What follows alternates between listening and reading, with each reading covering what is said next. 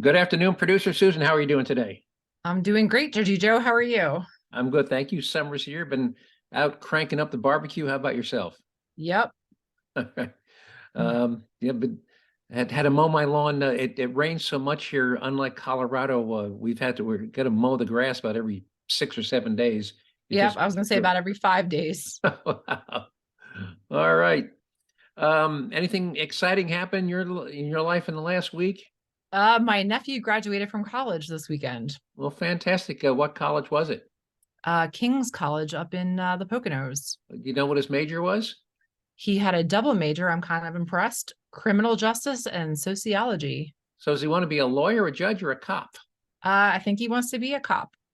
Well, very good. There's certainly enough of those openings. Yeah, we won't talk about qualified immunity, but hopefully he doesn't apply to any place where they've done away with qualified immunity for police officers, so he couldn't be sued. Anyway, as usual, we have a very full agenda here. Hope I can fit it all in.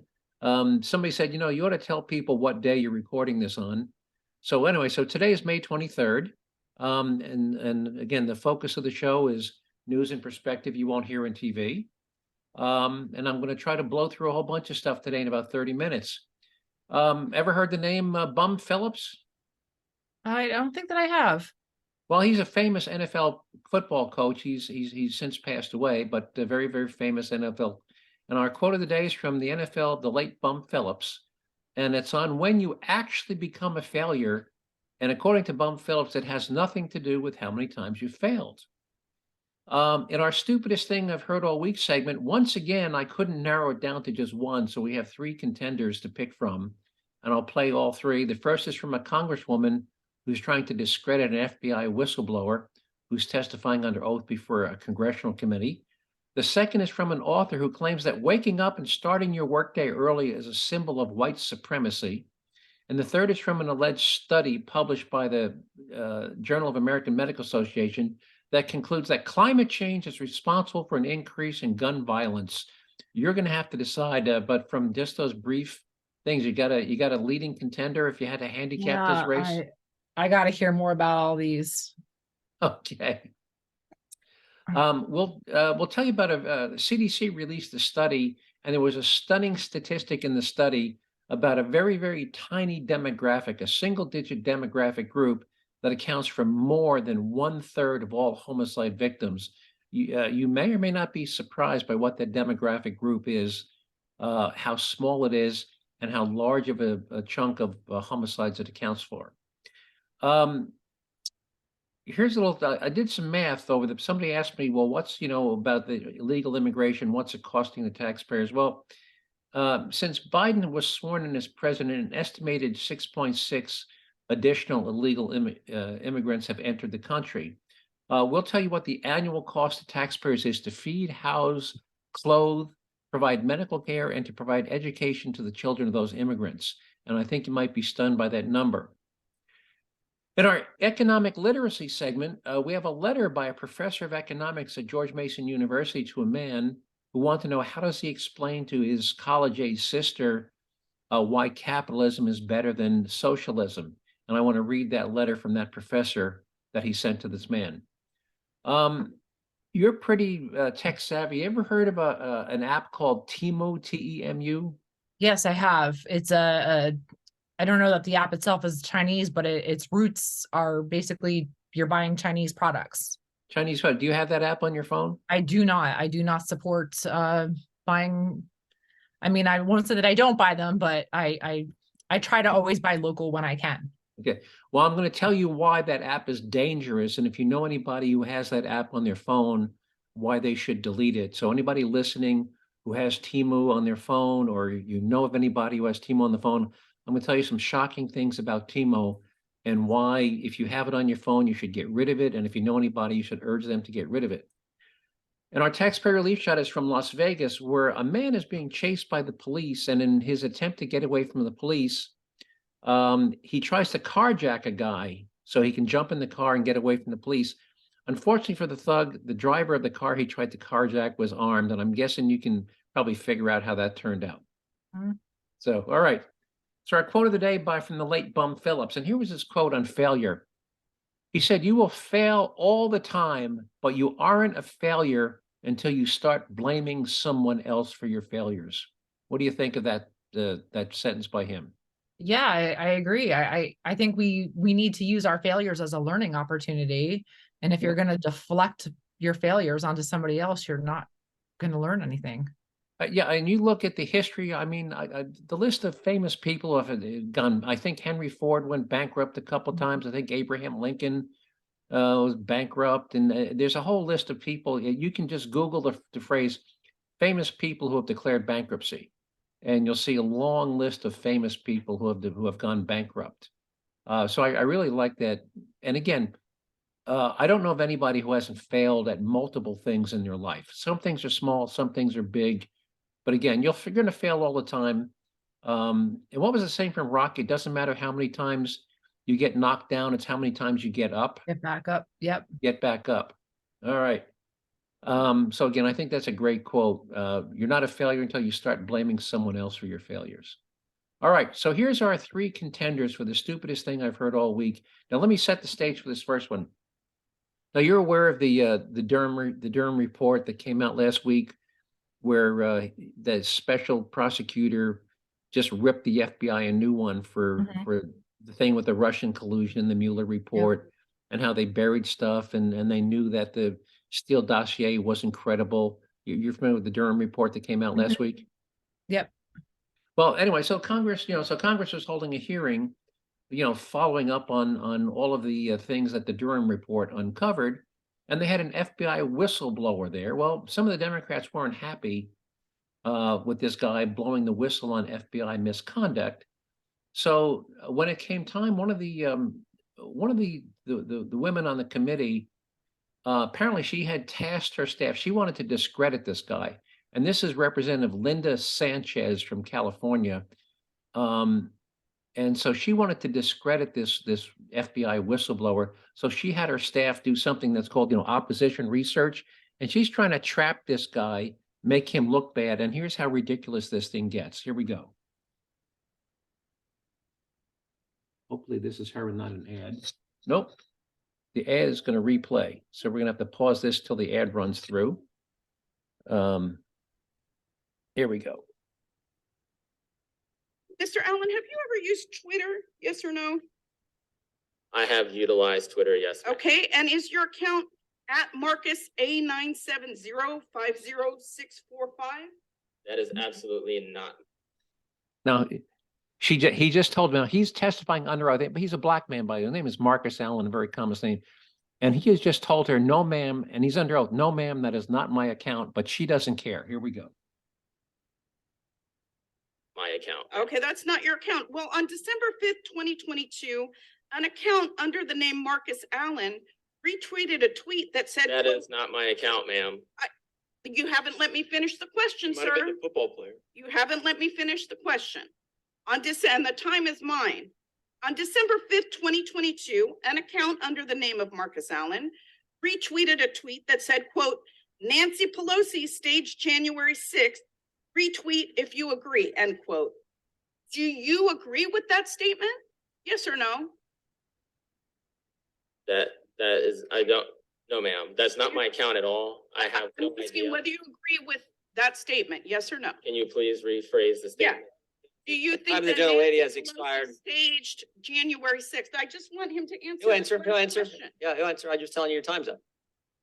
Do you believe that Nancy Pelosi, do you agree with the statement that this person tweeted that Nancy Pelosi staged January 6th? Yes or no? don't.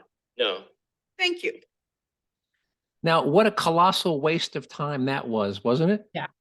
I mean, it's like, okay, well, I found this random quote, which I now concede is not your quote, but I now want to know, do you agree with this random tweet by somebody neither one of us know? How stupid and colossal waste of time was that? Mhm. So, all right. So that's contender number one. Contender number two. This is from Reason Magazine, and the author of this article claims that the practice of waking up, not only the practice, but also advocating the benefits of waking up early and getting an early start in your day, is symptomatic of white supremacy. And here's the opening quote to his article. The notion of waking up early and starting your workday with the rising sun is often associated with productivity, success, and a strong work ethic. However, this seemingly innocuous concept is not without its historical and cultural implications. In this article, we will explore the origins of this early rising narrative and how it is rooted in, quote, white supremacy, contributing to the perpetuation of racial inequalities. To dismantle the white supremacist roots of the early rising narrative is essential to challenge the idea that waking up early is inherently virtuous and indicative of success. So that's contender number 2.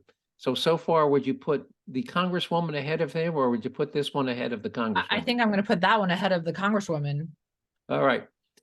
Now, and here's the third. JAMA, the Journal of American Medical Association, has laughably published what they call a study. And studies have certain aspects. Was there a control group? Did you look at other factors? Their study concluded, and I call it a study in the loosest of terms, that, quote, climate change is responsible for an increase in gun homicides. And here's one of the biggest thing they based their conclusion on. Here's a quote from the study. Past studies have linked warmer temperatures to higher incidences of gun violence. A 2020 study found that shootings in Chicago to be more likely to occur on warm days. Now, let's just stop and pause that for a minute. When do warm days occur? Do they occur in January and December? Or do No, they occur? in June, July, August. And I have heard that statement many times. Right, but so obviously, when it's June and July, are the days shorter or longer? They're very long. You're at least 12 hours a day late, if not 15 hours a day late. Right, and do people tend to congregate outside in Yeah. parks and street corners? Yeah. So more so than when it's 6 degrees and pitch black Mm-hmm. in Chicago, right? I mean, Yeah. have you ever been to Chicago in the wintertime? Yeah, it's not a pleasant place to be. Not a pleasant. I'm not going to. And by the way, most shootings in this country do occur outdoors. So to conclude that, yes, more shootings, and you can look at the data month by month from Chicago. So yes, more shootings happen in warmer weather because the days are longer and it's more pleasant to be outside. But to say that the 0.4 degree Fahrenheit increase in temperatures over the past decade is responsible for an increase in shooting. Now, by the way, here's the other thing they didn't look at. I did. They found there's been a 7% increase in shootings in the summer months. Guess what? There's also been a 7% increase in the shootings in January, December, and February. So the same percentage increase on average occurs in the winter and the summer. So obviously a 0.4 of a degree increase from 6 degrees to 6.4 degrees in January isn't enough to change behavior. Would you agree? Yeah. So to say, so they're basing this whole thing on the fact that more shootings occur in warmer weather, which are coincident with longer days. To base an entire study that a 0.4 of a Fahrenheit average increase in temperature is responsible for an increase in shootings, I think is the height of sloppy science. Any reaction to their quote alleged Yeah, no, study? they're taking actual facts and they're twisting them to fit their narrative. By the way, one of the primary rules of statistical analysis is What's that? that correlation does not imply causation. And here's Yes. an example. I can show you data that more than 97% of heroin addicts drank cow's milk before the age of 3. That's a pretty high correlation, isn't it? Yes. But for me to then conclude, well, therefore, drinking cow's milk before the age of 3 must be a causal factor for heroin addiction later in life. That would be the equivalent, because correlation does not imply causation. Yet in this study, they're saying just because A correlates with B, A must be the causal factor of B. And that violates the very first rule of statistical analysis. So I'm going to ask the listeners to vote, but given those three, the JAMA study on climate change and gun violence, uh, early rising being symptomatic of white supremacy, and the congresswoman attacking the FBI whistleblower with a Twitter account that isn't his, which one of those would you put as the winner this week? I'm going to go with the correlation between waking up early and white supremacy.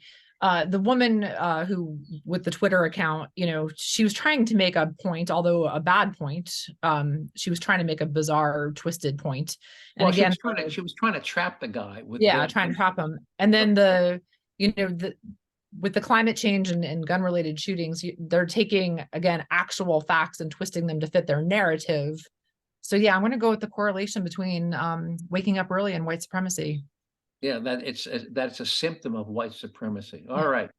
Now, by the way, this I didn't originally have this demographic fact in there, but when it came to the JAMA study on shootings, I remembered this. A couple of weeks ago, the CDC, Center for Disease Control, released a study. And there was a shocking statistic in this study. And by the way, if you want to find the study yourself, it's called A Public Health Crisis in the Making. And here's the statistic that you would find. Young Black men and teens made up more than a third of firearm homicide victims in the USA in 2019, one of several disparities revealed in a review of gun mortality data. And here's the statistic. Black men between the ages of 15 and 34, and that demographic is just 2% of the population. Black men aged 15 to 34, that's 2% of the general, accounted for 37% of all gun homicide victims. And if you look at the FBI data, 98% of Black homicide victims are killed by, by Black assailants. So this is not, white men killing Black men. This is Black men killing other Black men. Is that astounding that 2% of the population accounts for 1/3 of the homicide victims in this country? Yeah, that's pretty both terrifying and sad. Right. And I think what it comes back to, I think I've at some podcast in the past, I've quoted that statistic by Barack Obama from the speech he gave on Father's Day in 2008, where he talked about children growing up in homes without a father, much more likely they are to wind up in prison, be killed on the street. And I think it's this lack of a father figure. And unfortunately, at the time he gave that speech, I think he said 54% of Black children were going up a home, in homes without a father. And that was in 2008. And in the past 15 years, I think that number's gone from 54% to 74%. And again, when you don't have a father in the home, you don't have a family, you don't have family values. So you join a gang and the gang's values become your values. And it's just a sad spiral that we're in. And I have no idea how to fix it. But again, the biggest threat to a Black man in today's society is another Black man. And I'll just leave it at that. Unless you've got something to add. No, Barack Obama said it. Yep. And it's again, unfortunately gotten worse. It's gotten worse. And I wish I could suggest an answer, but I really don't. And banning guns isn't it, with 250,000 guns being stolen in this country every year. Which, by the way, well, when you think of these particular Black men that are shooting other Black men, the majority of those guns are obtained illegally. So gun laws will not prevent that. 100% correct. And there's actually a study every year. The city of Chicago puts out something called the Gun Trace Report of guns they recover from crime scene. That's the vast majority of the guns they recover were previously stolen.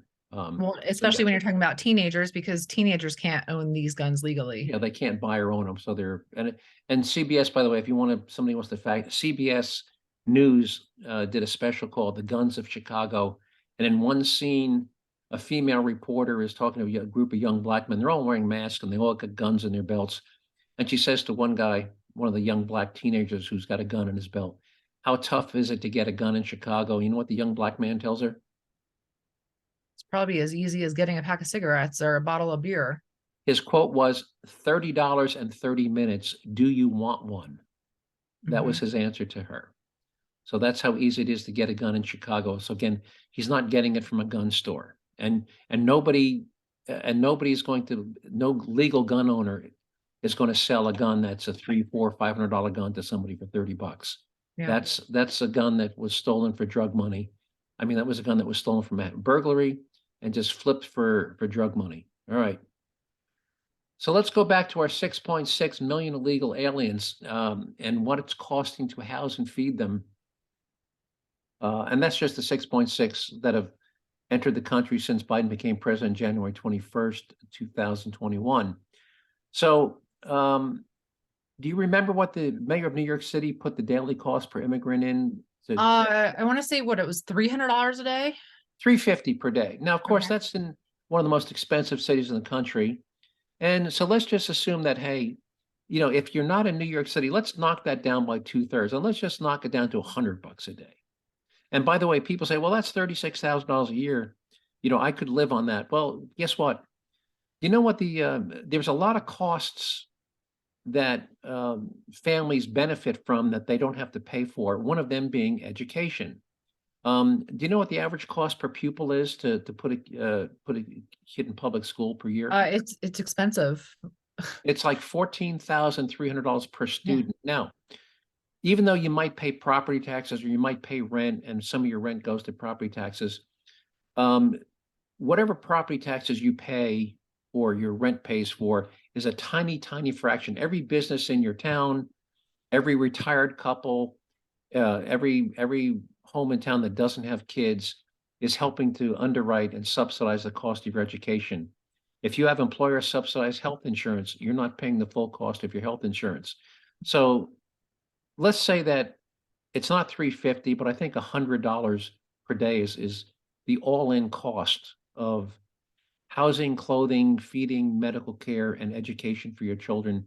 So if you take 6.6 million illegal immigrants times $100 per day on average, you know what that number comes out to? I can't do the math in my head, but Try several- $240 billion per year. Billion. I would change my M to a B. billion dollars a year. Now, to put that figure into perspective, according to HUD, the U.S. Department of Housing and Urban Development, you know what they estimate it would cost to end homelessness in this country per year? In other words, providing housing for the thousands of homeless people, including tens of thousands of U.S. veterans. You know what they put that cost in per year? I'm going to guess not as high as the immigration. Not only close, HUD estimates that for $20 billion per year, which is only which is less than 10%. I think it's only like 9% of that $240 billion a year. HUD estimates that you could house every homeless person in this country. Put it another way, what we are spending on housing, clothing, feeding, and educating illegal immigrants this year alone could provide housing for every homeless U.S. citizen for the next 12 years. Think about that.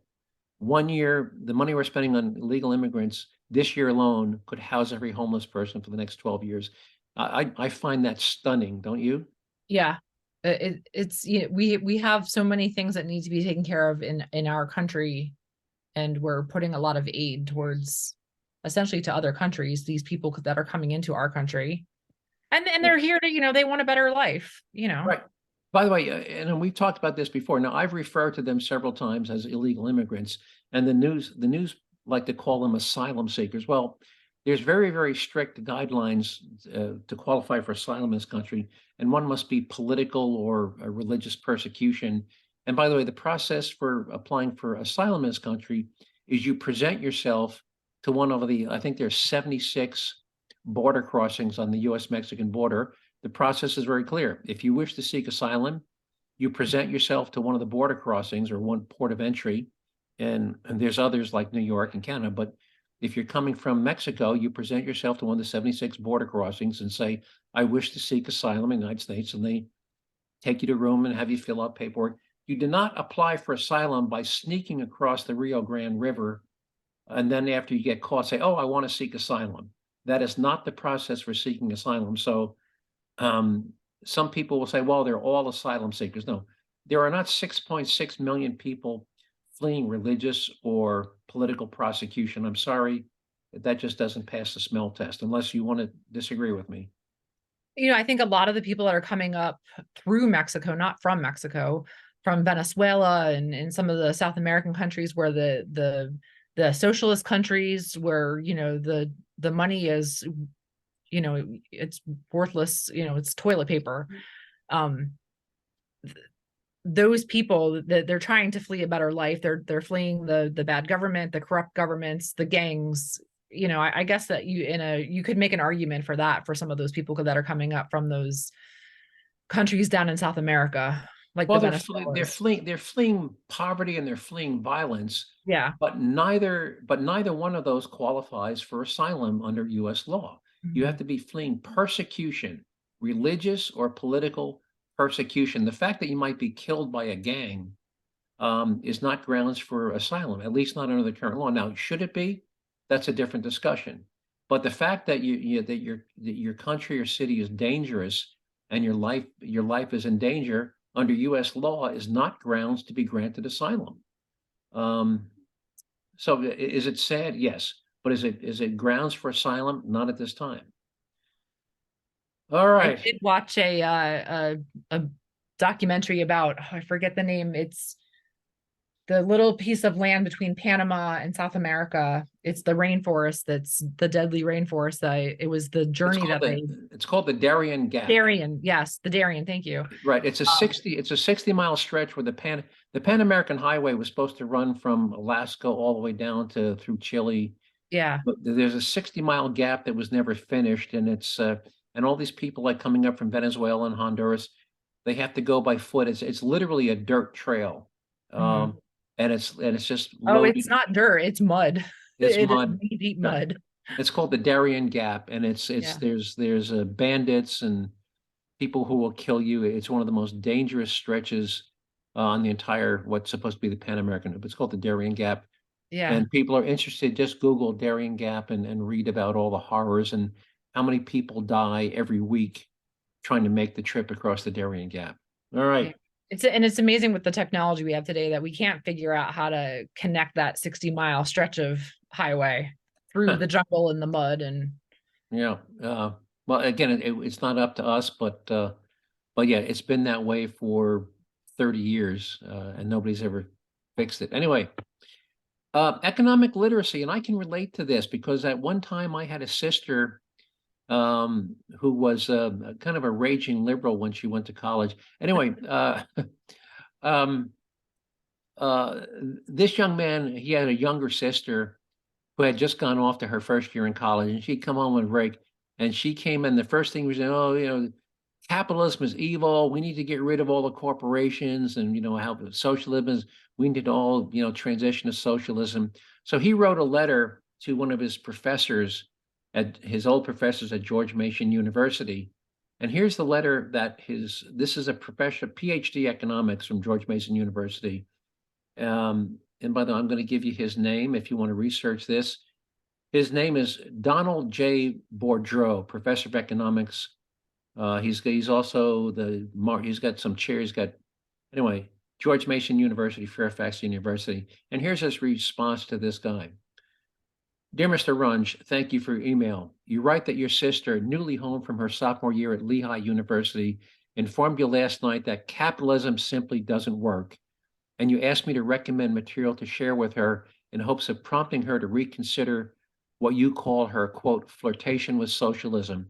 And I'm going to skip the next paragraph. He rattles off, 3 or 4 or 5 different books for her to read. But then he goes on, if your sister resists reading assignments if from her sibling, um, simply ask her to go to a supermarket. Safeway, Kroger, ShopRite, Wegmans, Whole Foods, Walmart. It doesn't matter. Ask her to wander down the aisles and behold all the items for sale. Really behold. Ask her to count the different kinds of items for sale. Ask her who makes that abundance of food and other grocery items possible. Ask her to take note of the packaging of each item. Ask her who designed those different packages. Who created the packaging materials? Ask if she knows how to make plastic containers to hold mustard or glass bottles to hold Merlot. Ask her if she knows anyone who knows anyone who knows anyone who knows anyone who knows how to do such things. Ask her who picked the cucumbers, who soaked them in vinegar and spices to pickle them, Who created the vinegar? Who found the spices? Who grew the bananas, the broccoli, the beets? Who squeezed milk from the cows and from the almond and the milk from the almonds? Who caught the tuna, the tilapia, and who arranged the system of payments so that customers can purchase their groceries in a matter of seconds by swiping or tapping a piece of plastic? Ask your sister what guarantees do supermarket owners have that customers will buy the items sitting on the shelves. Remind her that there are no such guarantees, yet despite this fact, these strangers every day cram their shelves full of items from around the world and offer to sell them to you at affordable prices, items that no one is obligated to buy. And ask your sister if the supermarket she visits today will be open tomorrow and the day after tomorrow and next month. Ask her how she knows that. Ask your sister for the name and address of the country's grocery czar or the website for the Department of Supermarkets. I know of no better and more accessible proof of capitalism's success than a supermarket. One visit with an inquisitive open mind to one of these modern emporias reveals the splendid and in some cases literal fruits of capitalism markets, the marvelous fruits of the division of labor, innovation, entrepreneurship, competition, finance, commerce, and trade, and economic freedom. So, and here's his closing sentence. Capitalism plants in every neighborhood across America are monuments to its success. Monuments that, being so commonplace in the US, seem to be mundane, but they are in fact magnificent. Tell that to your sister. What do you think of the professor's letter? Yeah, maybe you should go across the river to Lehigh and be a guest speaker. Capitalism versus socialism. By the way, back when under Moscow and back before Russia embraced capitalism, people would line up for hours outside of stores to buy a loaf of bread, and the stores would close at 2 o'clock in the afternoon because they would run out of bread.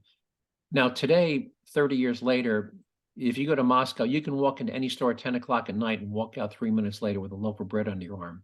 So, Russia went from socialism to capitalism, and the quality of life. Nobody, if you ask anybody in Russia, you want to go back to the good old days, and nobody wants to go back to the good old days.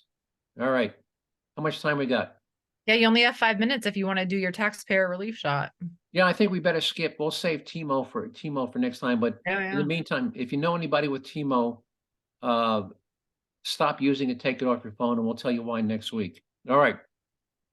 Taxpayer relief shot, Las Vegas. And again, I'll play real quickly our quote from Santa Rosa County, Florida, telling you why we call them a taxpayer relief shot. And here we go. Somebody's breaking in your house, you're more than welcome to shoot them in Santa Rosa County. We prefer that you do, actually. Hopefully you'll save the taxpayers money.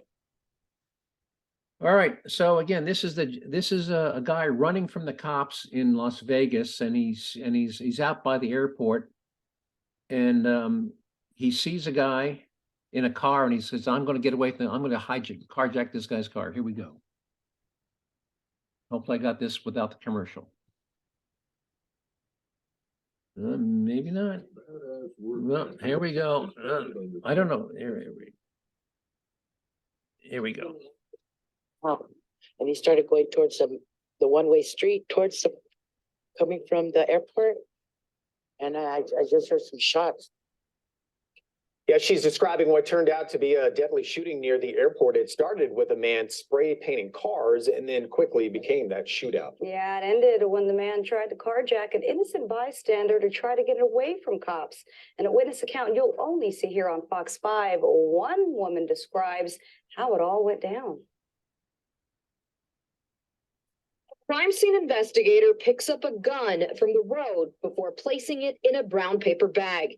It was lying next to a silver FJ Cruiser.